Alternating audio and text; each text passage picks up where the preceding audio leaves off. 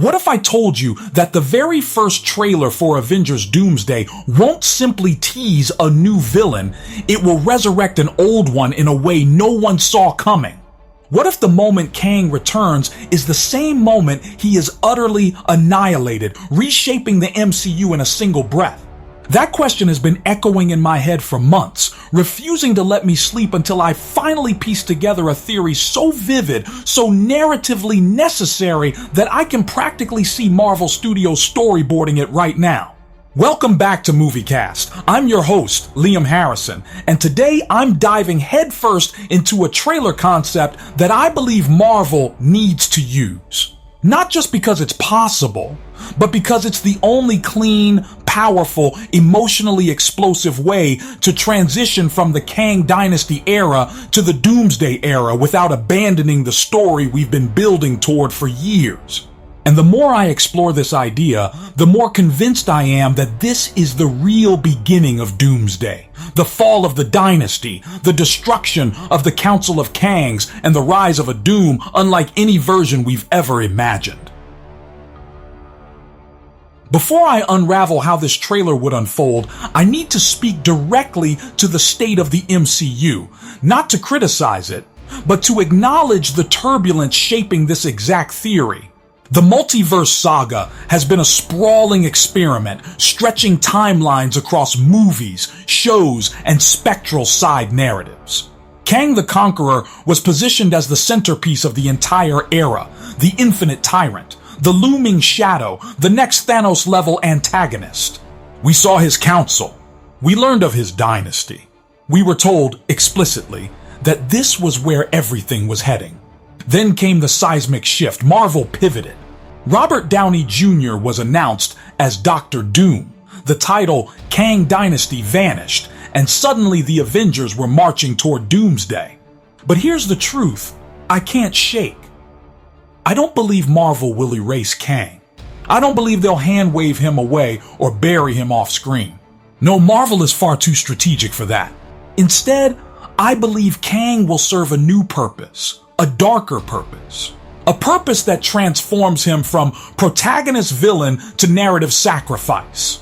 And that sacrifice becomes the very foundation of the MCU's new trajectory. So let me paint the trailer as I see it.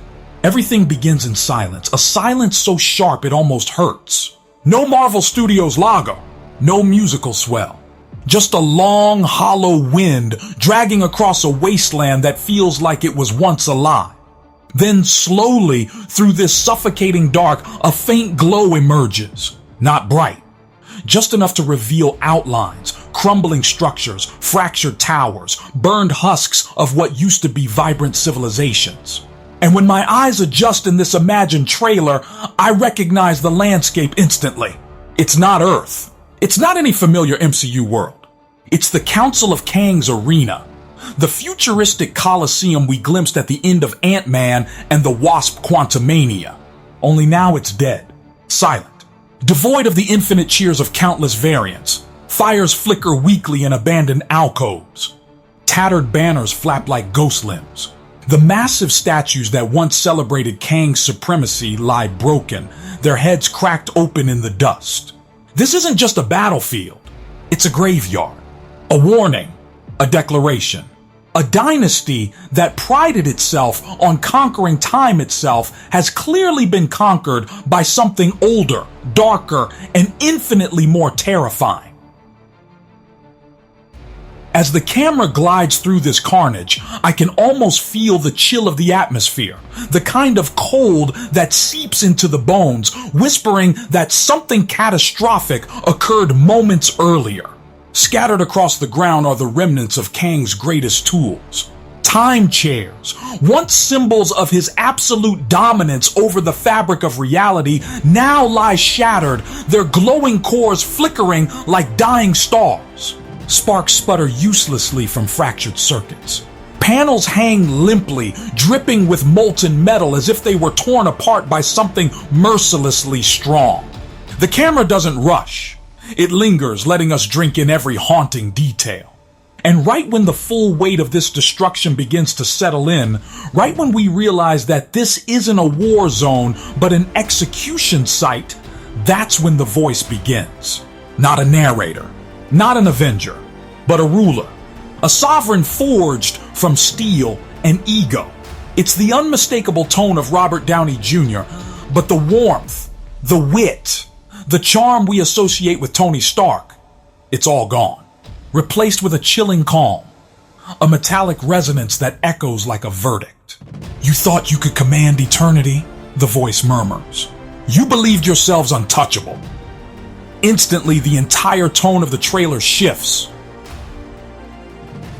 The voice hangs over the desolation like a storm cloud, and the camera finally settles on the most disturbing image of all, the bodies. Thousands of Kang variants, sprawled across the arena floor in heaps of armor, shattered helmets, ceremonial robes, and futuristic tech. Some are charred, others impaled, others simply collapsed as though their life force evaporated in an instant. What once represented the pinnacle of multiversal order now looks like a mass extinction event. Then the camera weaves toward a single survivor, or rather, a dying remnant. A high-ranking Kang variant. Perhaps Rama-Tut. Perhaps Immortus. Maybe even a version we've never seen but immediately recognize as important. He is on his knees, armor cracked open like a crushed shell, purple blood leaking into the dust. He wheezes, shaking, utterly broken. A conqueror brought lower than a common foot soldier. The camera shifts to a downward angle, emphasizing his helplessness, his insignificance. He lifts his trembling head and stares at something above him, something casting an impossibly large shadow.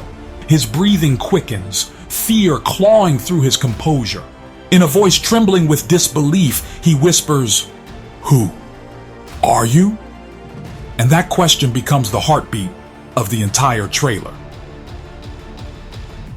At this moment, I imagine the camera slowly pivoting, not fast, not flashy, but with the weight of destiny to reveal the figure casting that shadow. We don't see his face yet. We see the silhouette tall and imposing, draped in a cloak that ripples with a fusion of ancient sorcery and impossibly advanced armor. Green runes glow faintly along the fabric, while metal plates glisten with reflections from the surrounding fires. It's a design that honors the iconic Doom imagery while evolving it into something mythic. The figure steps forward, and the glow of the flames reveals the mask, Doom's mask, cold, expressionless, and sculpted like a tyrant carved from a fallen star. The Kang variant's eyes widen, not with recognition, but with primal terror. Then the voice returns, no longer echoing across the arena, but coming directly from behind the mask. "I am the one who ends the dynasty." The final words land like a blade plunged into the heart of the multiverse. I am Doom. And right there, just as those final syllables throb in the silence, the screen slams to black. A single metallic boom rings out, and the title appears in stark, unyielding letters. Avengers Doomsday. The trailer ends. The internet dies. Now, let me break down why this isn't just a stylistic fantasy. Why I believe this exact approach serves Marvel's narrative, logistical, and thematic needs better than any other option available to them. First, Marvel has a problem. A big one. The Kang storyline was meant to be the spine of the entire multiverse saga, but real-world complications and audience reactions created an unstable foundation. Marvel cannot pretend the last several years didn't happen. They can't sweep Kang under the rug or kill him off in a random, off-screen event that leaves fans confused. They need closure. They need resolution. They need a clean transition into a new villain without contradicting everything already built. The Fall of the Dynasty solves this instantly. It acknowledges Kang's importance. It validates the investment fans have made. And it disposes of the Council in a way that feels meaningful, powerful, and relevant to the next phase of the story. Kang doesn't disappear. He becomes part of Doom's origin. He becomes the very fuel that lights Doomsday's fire. Marvel gets to pivot without disrespecting their own continuity. And fans receive the emotional impact that ties years of storytelling together in a brutal, unforgettable opening scene. Second, Marvel desperately needs a power reset moment, a moment that redefines the hierarchy of threats in the MCU. Thanos was built over 6 years. Doom doesn't have that luxury. Marvel needs the audience to understand instantly and viscerally that Doctor Doom is not just another villain. He is the villain. The alpha predator of the multiverse. The monarch of annihilation. And how do you accomplish that in one scene? You have him do what no Avenger could ever dream of doing. You have him annihilate thousands of Kangs in their own domain. Thanos opened Infinity War by beating the Hulk. That single moment told us everything we needed to know. Doom needs an equivalent moment, but magnified 1,000-fold. Kang is a timeline-conquering menace, a multiversal dictator, a being who believes he exists beyond fate. If Doom dismantles him effortlessly, the audience understands immediately. Doom is on a different tier. Doom is not playing by the rules. Doom is the thing that keeps even conquerors awake at night. This squash match introduction establishes him with gravitational force. It communicates danger through action, not exposition. It weaponizes the Kang Dynasty hype to catapult Doom into legend. Third, and maybe the most intriguing reason, is the parallel to the Hickman Secret Wars storyline, a masterpiece of comic book mythology. In that story, Doom becomes God Emperor Doom by defeating the Beyonders and stealing their power. They are cosmic beings beyond comprehension. They are the architects and destroyers of existence. But in the MCU, the Beyonders haven't been established. Instead, we have something else. A council of chronal gods who manipulate time, shape destinies, and exist beyond linear causality. In other words, Kang variants serve the exact narrative purpose the Beyonders did in the comics. So what does Doom do? He destroys the gods controlling the multiverse and steals their power.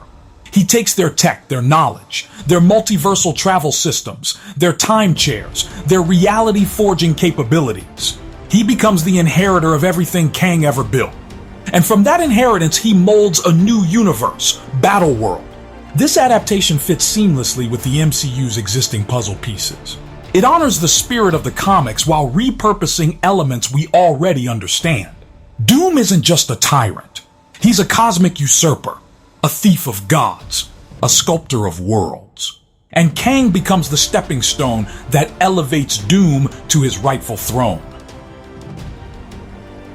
But there's another layer, one that I think gives this theory emotional weight beyond spectacle: the face beneath the mask. Robert Downey Jr. returning to the MCU isn't just stunt casting. It's symbolic.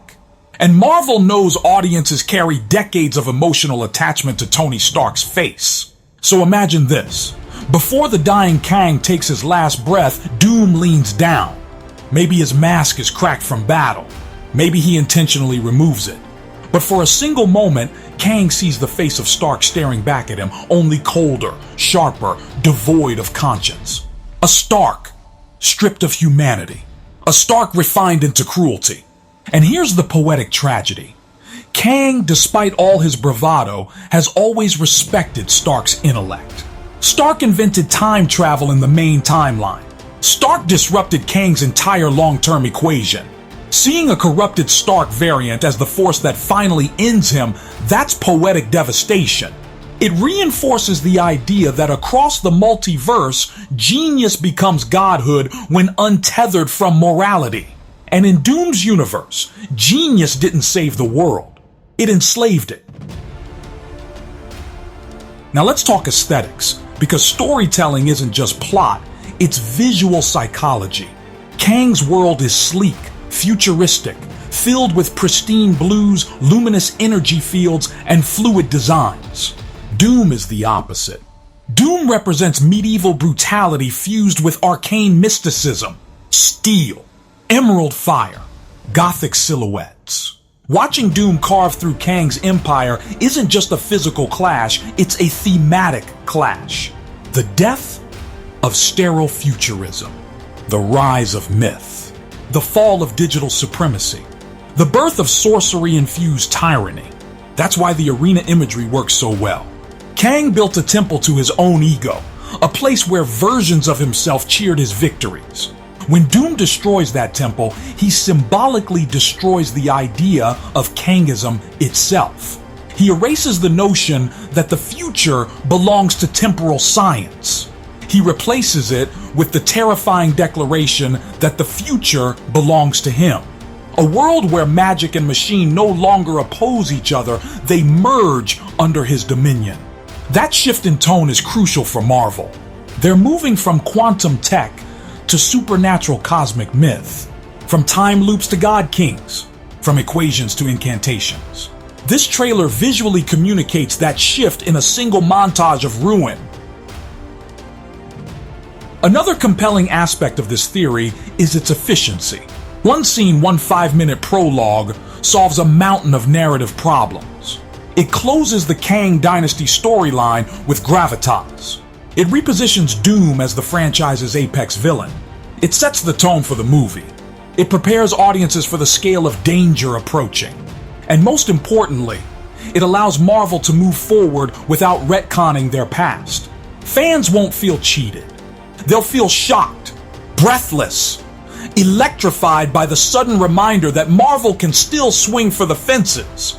This approach also eliminates the need for convoluted exposition throughout the rest of the movie. We don't need characters explaining what happened to Kang. We saw it. We experienced it. We felt the terror in that dying variant's voice. We recognized the cold finality in Doom's declaration.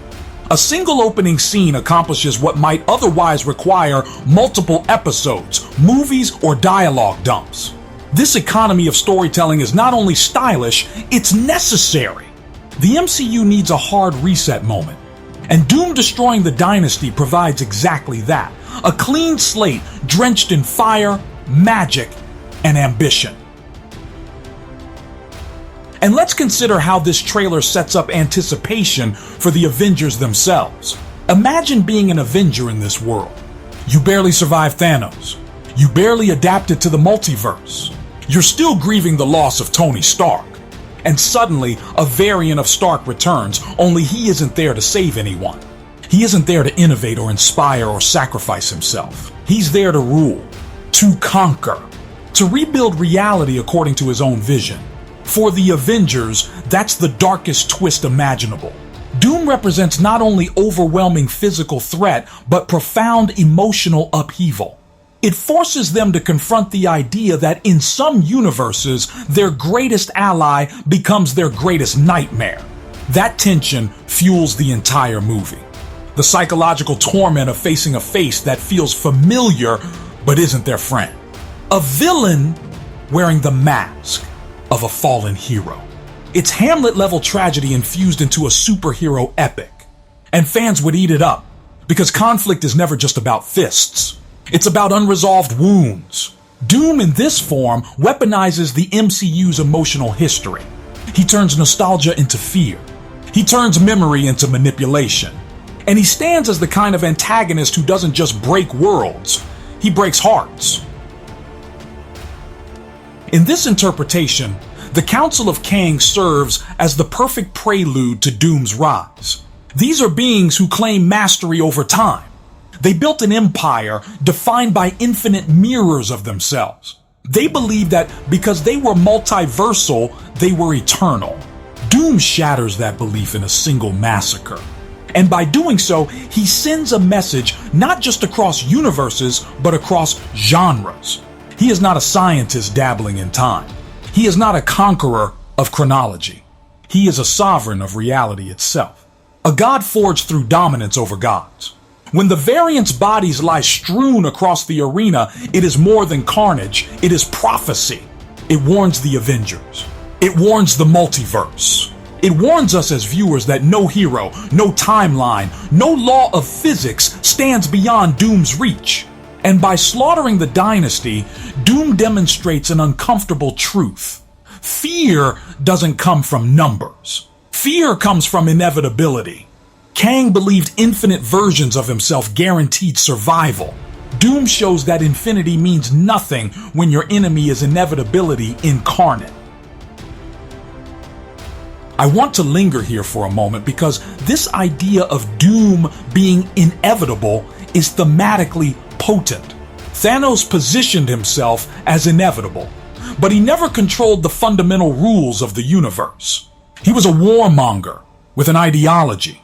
Doom is different. Doom isn't just inevitable, he believes he is ordained. He fuses science and magic, intellect and ego, fury and calculation. He doesn't want to balance the universe. He wants to reshape it. He doesn't see himself as a guardian correcting a mistake. He sees himself as the rightful ruler ascending to his throne. By killing the council, Doom eliminates not only threats to his power, but obstacles to his philosophy. Kang wanted to control the timeline. Doom wants to own creation. This distinction is critical because it reframes the Avengers' challenge. They aren't fighting a man with an army. They're fighting a god with a blueprint. A god who already knows how to win because he studied Kang's failures. A god who understands the multiverse better than its former architects. Doom is the culmination of all the MCU's thematic explorations: genius, power, responsibility, corruption, sacrifice. He is what Tony Stark could have become in his darkest nightmares, and what the Avengers fear most. This trailer also allows Marvel to establish Doom's personal aesthetic and tone without sacrificing pacing. The burning arena, the toppled statues, the glowing green magic, it all communicates the shift from the futuristic tone of Phase 4 to the darker operatic energy of the upcoming phases. Fans have been craving a villain who feels mythic. Someone who brings gravitas back into the MCU after years of comedic lighter fare. Doom is that gravitas. And in this theory, Marvel introduces him not with quips or flashy armor reveals, but with devastation. His presence is communicated through atmosphere before dialogue ever arrives. The silence, the wind, the dead city. These elements aren't just visual tricks. They speak to Doom's worldview. He is not here to entertain. He is not here to brag. He is here to announce. And his announcement comes in the form of a multiversal purge. This tone-setting moment redefines what audiences should expect from the rest of the movie. It prepares them for moral complexity, cosmic stakes, and emotional intensity unlike anything since Infinity War. Let's talk about the fan reaction this trailer would generate, because honestly, this is viral gold. Imagine the internet the moment Doom steps out of the shadows. The moment fans recognize Downey Jr.'s cadence. The moment they realize Marvel just opened a movie by killing thousands of Kangs. This wouldn't just break Twitter, it would obliterate it. Fans would immediately debate whether this variant is connected to the 616 Tony Stark, whether this Doom has any connection to our universe, whether the mask is symbolic, whether there's still a heroic Stark out there. It reinvigorates the fandom with mystery and emotional texture. Marvel desperately needs that kind of buzz. The multiverse saga hasn't unified fans the way the Infinity Saga did. But this trailer, this is the unifier. The moment that tells the world we're back and we're not playing safe. It reminds fans why they fell in love with Marvel in the first place.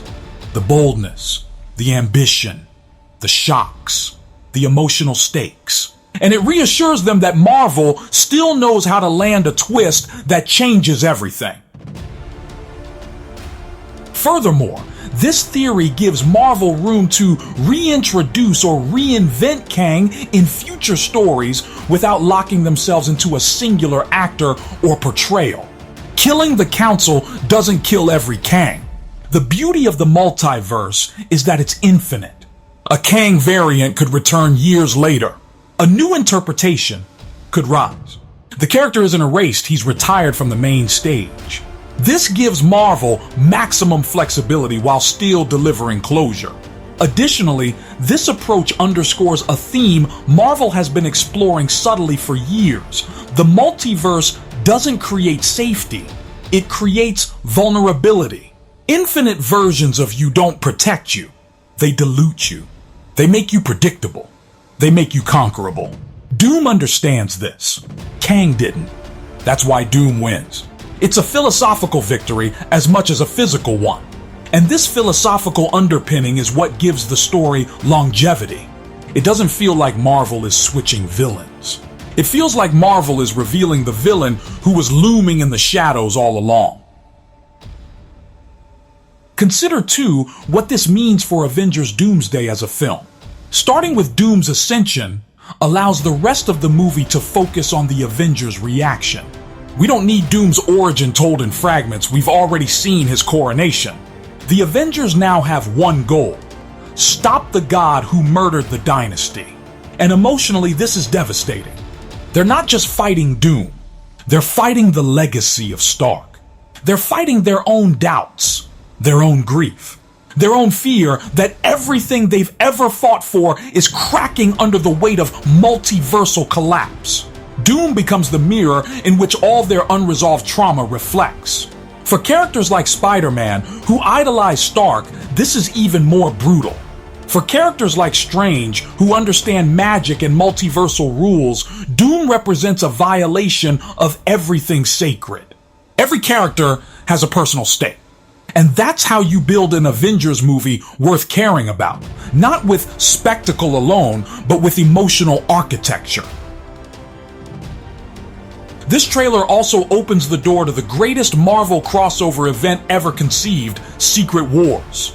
Doom, empowered by the remnants of the Kang dynasty, becomes the one being capable of reshaping reality. He becomes the architect of Battleworld. And this is key. Marvel now has an in-story explanation for how they can reboot, recast, merge universes, or bring back past heroes. Doom's ascension is the keystone of the entire structure. Without it, the multiverse collapses into chaos.